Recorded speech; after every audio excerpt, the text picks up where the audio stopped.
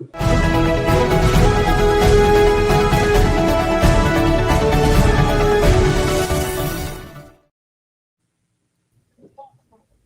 everybody. John Svickle here for GAI Insights, reporting to you from beautiful O'Hare Airport. We've got 6 fantastic articles to review. We have Tim, Paul, Luda, Ankash today. Lots going on with video. And remember, you can always follow along with GAI Insights /articles. And if you're on our YouTube channel, please like and subscribe. And Ankash, why don't we start off with the first article, please? Good, thanks, John. So the first one that we have for today comes from Runway, and they have introduced Runway Gen 4.5, which they are calling a new frontier for video generation. Yeah, amazing, I tell you. I thought about being a filmmaker for a while when I was in college. I wish we had this thing. What do you think, Luda? Yeah, I agree with you. It's really amazing. So they do quite a bit of high fidelity. It's very cinematic type quality, a lot of control, very complex scenes, dynamic motion. So for cinema or movie producers, this is like, I think, really the next level. I rated it as optional because it's for the very narrow segment of AI leaders who are in video or movie production, actually, specifically. So I kind of dug into this a little bit, and for regular marketing purposes, it seems like people are preferring Google Veo and Sora from OpenAI because there's voice integration, there's much more quality control, and scene control. So yeah, optional for me. All right, we got an optional, even though the whole world is going video. Luda's saying this is optional. Okay. Tim, what do you think? Yeah, it's another everyday miracle kind of thing. So I was optional on it as well. It's really beautiful to watch and fun. But it is a product announcement. These guys are a leader in the video generation industry. So in that industry, this is probably important and maybe essential. But outside of that industry, this is not going to have day-to-day impact for most people right away. And it's an interesting question more broadly as to what impact these things are going to have. I remember when CGI first came out, when Pixar made the first movie, didn't make movies cheaper. It made them different. And so it'll be interesting to see whether this has an efficiency economic impact or whether it just changes video production more than it cheapens it or does other things. So I think all of that is still yet to be written. So it's early days. Yeah, right. Imagine the stunts that they can create now. No need for humans, and they can be really stunning, right? Well, yes and no. These are still very short clips. Yeah. And even they cited at the end, if you read all the way to the end, this thing still makes really 3-year-old mistakes, like loses object permanence and it violates laws of physics. So again, unclear. It will make things possible that are not possible. So imagine it at lower cost, probably. So things that, a George Lucas wanted to do in the 70s that he couldn't do because all he could do was make little models and run them around in front of various cameras. He could probably do now in some ways, and that will change filmmaking, but it's not clear it'll make it cheaper. Paul, where are you on this? It's optional. It's a product announcement. We saw that really good report a month or so ago. I think it was from Artificial Analysis. Was talking about video leadership is clearly Google, and they're not even one of the leader here. So this is a product announcement of a non-leader here, Everyday Miracle. Last week I did have the pleasure of being a judge on the OpenArt.ai. They're another tool in the video, and I got to judge 5 of the finalists on the short videos. It's amazing what you can do, but it's still very short. So optional. Yeah, I hear you, Paul. I think on the artificial analysis stuff, actually, this model outperforms the other models. It's the leader for now. Ankash, where are you on this? It does. Then I was important, if not essential, on this one. I think this being a product announcement, but still it beats Vio and Soda on every benchmark that is there, right? Second, we are already seeing, so you can see the customers here, so Target, BBC, and other customers here who are already using it. Netflix, I think they announced last month that they will be using now video generation models in their program development. Disney is doing the same. A lot of enterprises are now using these to create advertisements for their products. So I think we should not think about this just from a product announcement perspective. It's a new frontier in video generation model. It's better than VO3. It's better than whatever out is there. So for that reason, I was important on this one. But if it, Leaders need to know that there is something out there that they can create advertisements or videos with. Paul, just for our sort of purposes, we do all these short videos, right? You can now create those short videos if it's not a person speaking, right? If they just want a 30-second video, product placement video, they can just go to Runway and create that, right?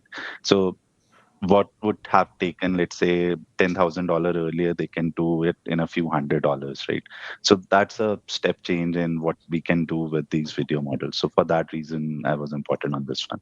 I would say, Ankash, you're right in terms of the next frontier in video generation, but the problem is audio. So it's not yet integrated into this model. So it's really for filmmakers. I feel that's a next level, right? It looks like people are choosing the views and the Soras of the world yet because of the audio. So it's not quite ready for like the regular market. All right, ladies and gentlemen, we are pounding this optional into the ground, but I'm going to give it an important because it's a leader in an area. I think video production, even non-real world based video production, is going to be a critical part of how executives communicate and organizations get their message out to their people and to the market.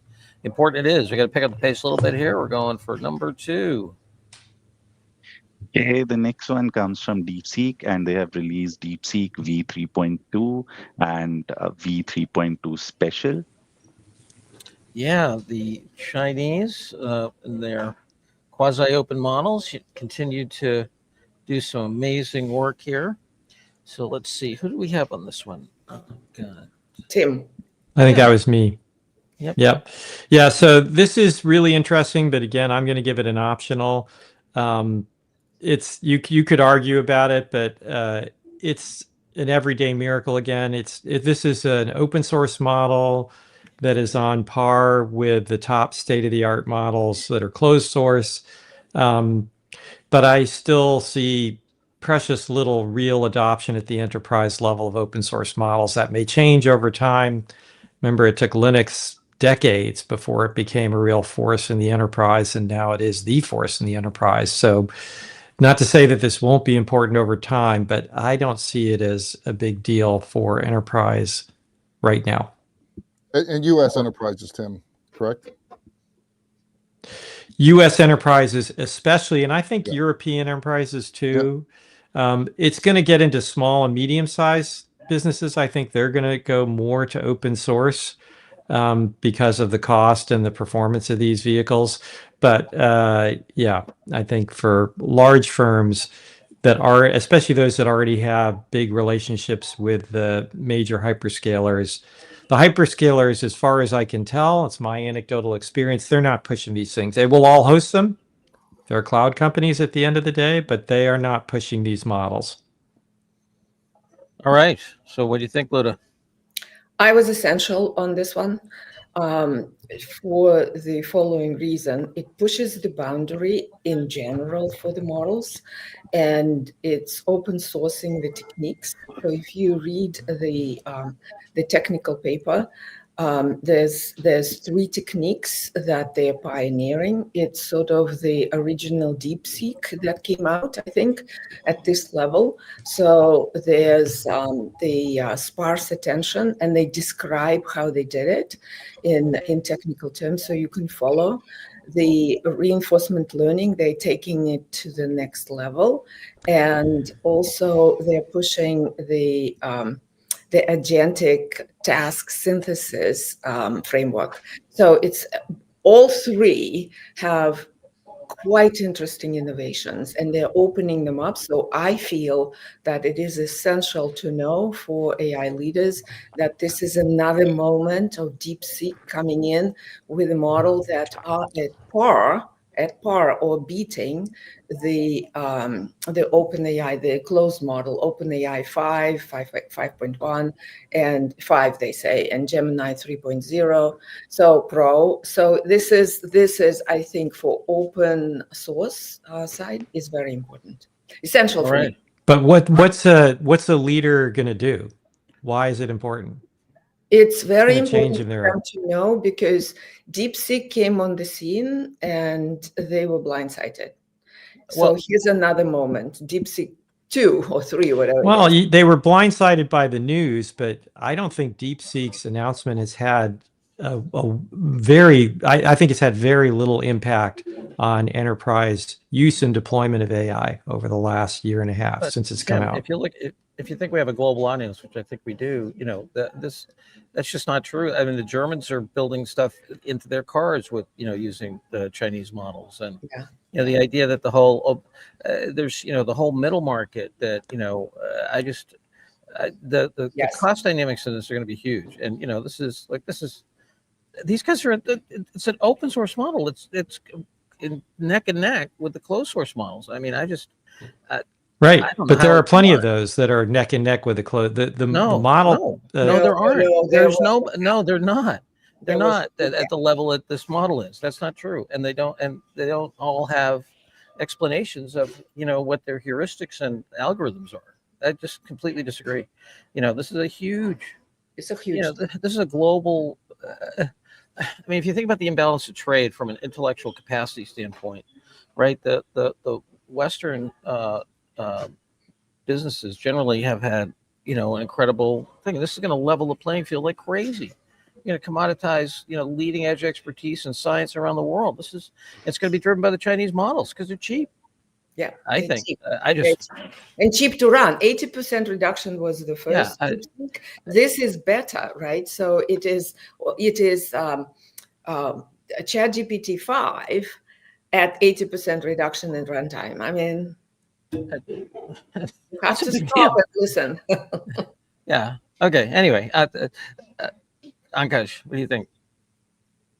I was essential on this one, John. Just to add on to your points and Luda's points. So this is the model that performed as good as ChatGPT and Gemini on the International Math Olympiad, right? It's available with the MIT license. And to Tim's point, Tim, it is available both on Amazon Bedrock and Azure Foundry. So anybody can go on there and use it. And there are examples now in the market of bigger firms who are using Alibaba's models, DeepSeek model to run a lot of their products. So I think this is an important announcement. And just to highlight some of these Chinese model vendors now, so Alibaba, Ant Group, and others, they are having their particular, like we have developer conferences here in US, they are having their conferences where they are providing overall roadmap for what they are thinking about these models, the tooling around these models. So I think they are coming up as solid competitors to US models. And I think in the next 6 months, we will see a hollow adoption of these models across US enterprises as well. And Ashish is commenting that these techniques that they are freely describing in this paper, maybe not with the detail that a regular person understands, but folks who are coding for OpenAI and Google DeepMind, they understand that stuff, and that will be embedded in the closed source. So it's just pushing the boundary. Yeah, I hear you, Tim. I don't see it in U.S. companies and stuff like that, but man, and the other thing, I name a product right now. It's not worth arguing. This is why it's interesting because we have differing opinions. I don't think this is unimportant or will be unimportant over time. But to channel my inner Paul, nobody has enough time to keep up with everything. You have to make decisions about what you're going to consider important. Yeah, I wouldn't think everything. I think a key supplier on a global basis that's at the top of the house, that's 80% cheaper, is not paying attention to everything. It's paying attention to something incredibly essential. Anyway, Paul, what do you think? It's not 80% cheaper, because if you have Microsoft or AWS, your incremental cost to deploy an AI model is much, much less than your real cost of production deployment of one of these models, just as with Linux, which is also quote unquote free and open source. And it doesn't cost any less to deploy Linux than it costs to deploy other kinds of servers in the enterprise. It's the infrastructure and all the other stuff around it that costs all the money. Yeah, but And you have to put all that in place to do DeepSeek. So it's not going to be cheaper in my mind at the end of the day. It may be important, but it's not going to be that much cheaper, and it's not going to be that fast. but those are massive assumptions that the current data Yeah. don't support. I know. I would push back on that, but I don't know whether we have time. Yeah, we don't. Okay, Paul, where are you? Yeah, I'm more on Tim's. I think we have to watch these guys. They shocked the world 11 and a half months ago. I was important. All right, essential it is. All right, next. Thanks for Right, playing. three of us think it's essential. What are you talking about? This is democratic. I'm not even being. Luda, you're essential. Ankash, you're essential. I'm essential. 3-2. What are you talking about? Democracy lives. Democracy wins in John's definition. John's definition: 3 votes to 2. It's not John's definition. Okay. Okay, next. Okay, the next one comes from Kling, and they have launched Kling Video Oven Model. Yeah, what do you think, Akash? John, I was between important and essential for this one. So they claim that this Kling Oven model, so they have 2 models. It's not just a video model, it's an image model as well. What they claim is that it has as good performance as Sora Veo 3 and the earlier version of Runway before this 4.5 version. What is different in this one is that once you have generated a video or you upload a video to the model, you can edit that model through text only. You can tell them that, okay, remove these background people or increase the lighting, and it does so. And the article that they have given here, it suggests that something that we have seen in Nano Banana Pro and Veo 3, that there's a reasoning model behind it. So they also claim that their model can think about what the person has said, and it doesn't directly go into frame cleaning. It thinks about what the person has said, identify what needs to be done, and then clears out or add frames to the video or the image that it generates. But these are all their claims. It's a Chinese model. We haven't tested it yet. So that's the reason I was important on this one. But again, an important, I think, step in the video generation era. John, you're on mute. Important or essential? Where are you landing? Who are you asking? Ankash, you said you were between important and essential. Important. Yes. Important, John. All right. Important. All right. Paul. I mean, I was a vendor for 20 years. God love us for trusting these vendors. Wasn't Apple Intelligence going to take over the world? And didn't they just fire their AI lead and have to do a big deal with everyone else? This is a product announcement. I mean, come on, guys. We're buying this shiny object. We're buying the guy who barked in front of the circus here. All right. I take that as an optional. Optional, I suspect is what you're saying, Paul. Yes. Just to be clear. Optional for me. I'm with Paul. It's beautiful. It's an everyday miracle. It could be really important, as Ankai says, but it's a product announcement. You got to see what's possible. Hey, Tim, if it was so damn good, then announce your product announcement with the customer. They obviously didn't have a customer. That's why they did a no customer product announcement. Alrighty, Luda. I was optional on that one. For the same reason I was optional on Runway. I feel that both are pushing the envelope, which is great. But I understand, John, you would say that everything is going video, but we are not there yet. Technology-wise, we're not there yet. It's coming. So it's a product announcement. It's great, but it's optional. All right, I'm going for optional in this one. Ankash, next. I thought for sure he's going to go essential. No. Yeah, me too. The linking cabinet. No, it's democracy. Optional. Get 3 options. 3, 2, 2. The next one comes from, sorry, John. The next one comes from McKinsey, and it is titled Agents, Robots, and Us, Skill Partnerships in the Age of AI. Yeah, let's see. What did you think? Are you on this one, Luda, I think? I am on this one. Yeah. When I opened this, I was really excited about this article, but I came out disappointed. I rated it important though, because there are some tidbits in here, data based on data that I think are important for the AI leader. So what this article is about, it's a number of pages, so it's not short. So it talks about that the future of work is this partnership between people, AI agents, and robots. They're developing the index of what would happen to skills, and it's sort of a little convoluted, I thought. The tidbits are that technically current technologies can automate or 57% of work hours,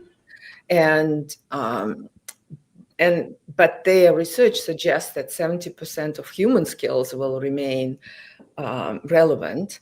And they introduced this thing they called AI fluency. And demand for AI fluency across the industries and across jobs has risen 7x or 8x over the last 2 years, which is not surprising. So they also talk about processes and how the leaders should be looking at processes and skills shift. But at the end of the article, I was not impressed. I didn't get that much out of it, but I think there are interesting data points. That's why I marked it important. All right, Paul, where are you on this? We got an important from Luda.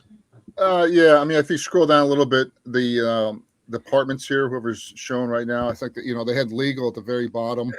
I think business operations. I had it as optional. I didn't see much of it. Maybe important if you want to find departments, but this is the only slide in there.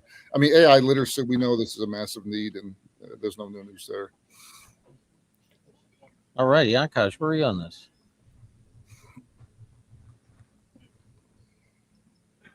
Akash? I was optional. Yes, John, I was optional on this one, John. While it has a lot of good statistics, I don't think they provide much value to the AI leader. So optional for that reason. All right, and Tim? Yeah, I was between optional and important. The data here is good, and some of the work they've done is good. It's just, 10 times longer than it needs to be to present the data. And the insights are, as Paul said, are not particularly earth-shattering. Reimagine your workflows. That's been true since Michael Hammer in 1990. So they just didn't provide a lot of stuff that was really all that valuable. The statistics and the data are pretty decent, so it's hard for me to just ignore it. And so I might give it an important and say, hey, this is a good reference article if you need some data to back up anything you want. They've done some decent work here, but no blinding insights, at least for me. Yeah, and it's not thought-provoking. It's more supportive and confirming with its data of what we have been talking about. And Luda, yeah, we've been talking about the hybrid organization for a long time. So it's a good article. It's just way too long for what it says for me.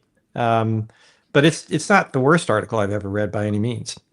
Yeah, and if you compare it, it's somewhat of an attempt of the WINS framework, but I think your framework, John and Paul, is cleaner. It's much more understandable. It kind of goes at the same, like partitioning the jobs and the like into these buckets, but it doesn't do a clean presentation of it. So it's very convoluted in my mind.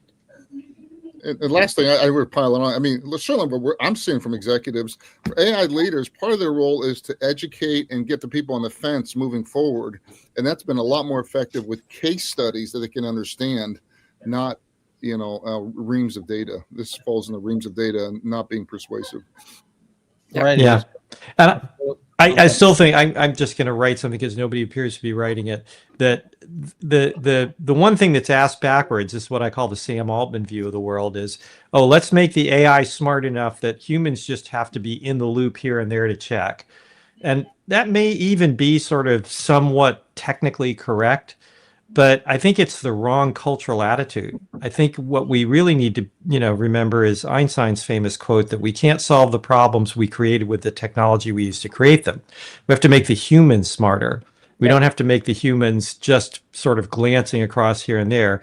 And this article also reflects that view of, well, we're just trying to keep as little of the humans in the process as possible. I want to keep the maximum part of the humans in the process and use the robots for what they're good for to make the humans smarter, so we can solve the problems that we created with the last round of technologies that we can't solve with those technologies.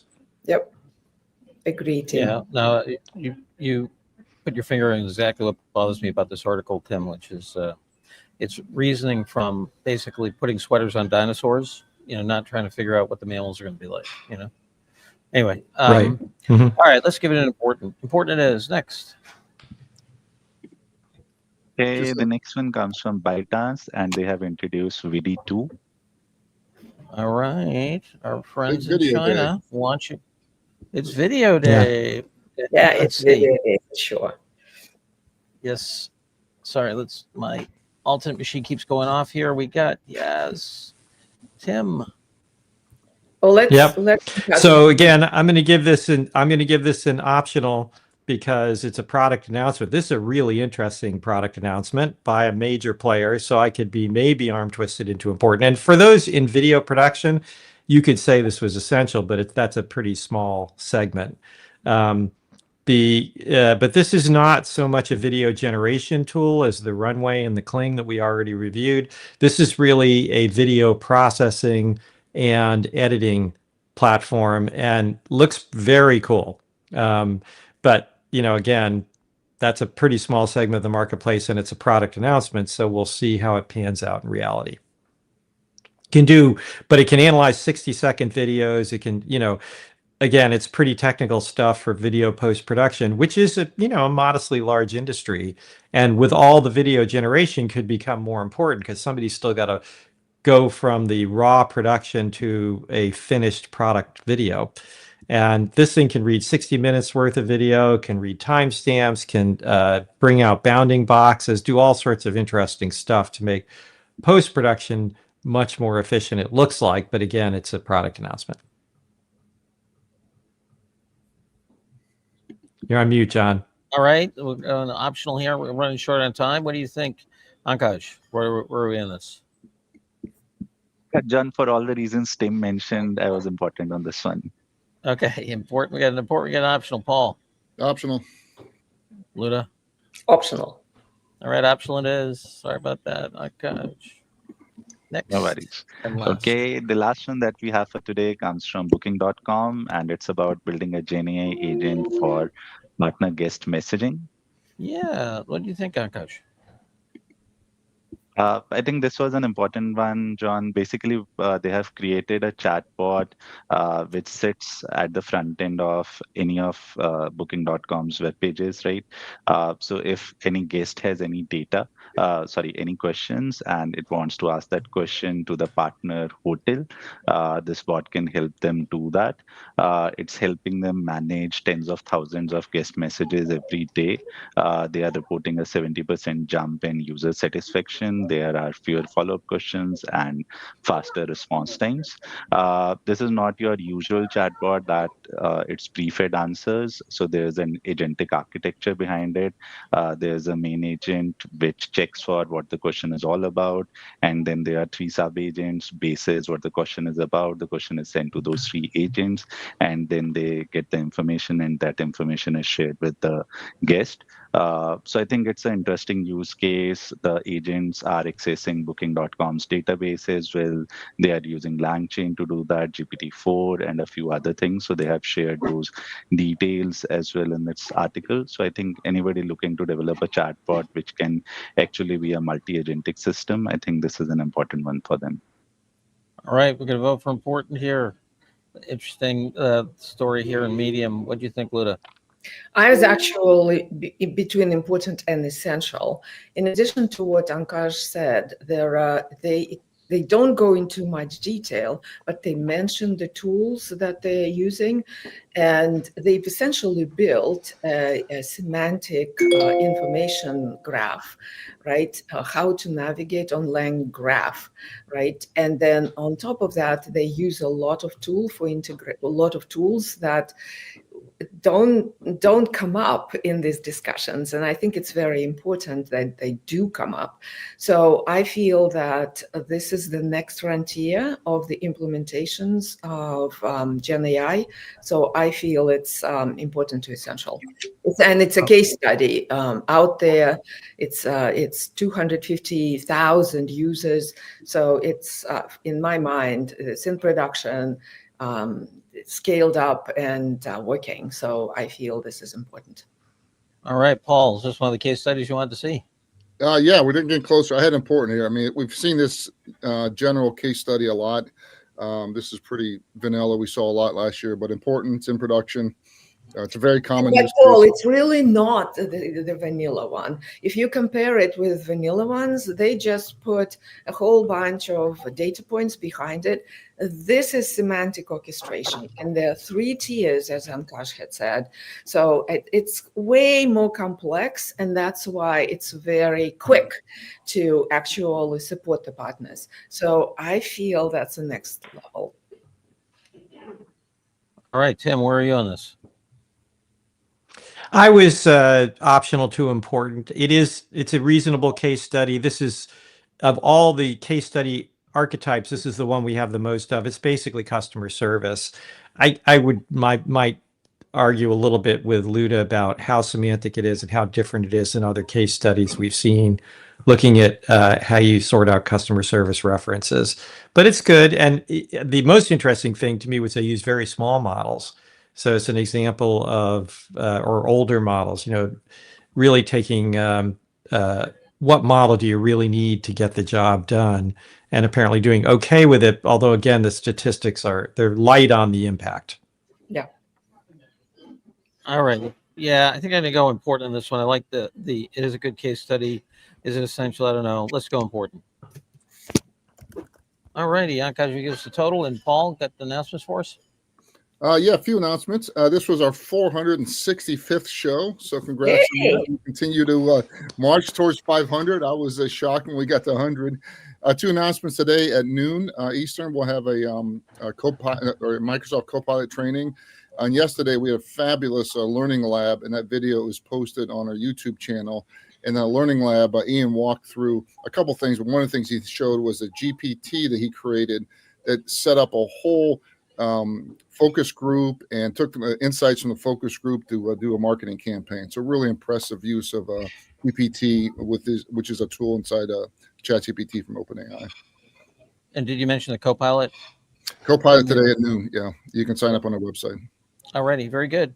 Anything else? All right, everybody. Have a great AI day. Talk to you all tomorrow. We got one essential here, DeepSeek, and 3 importance, 2 options. Bye-bye now.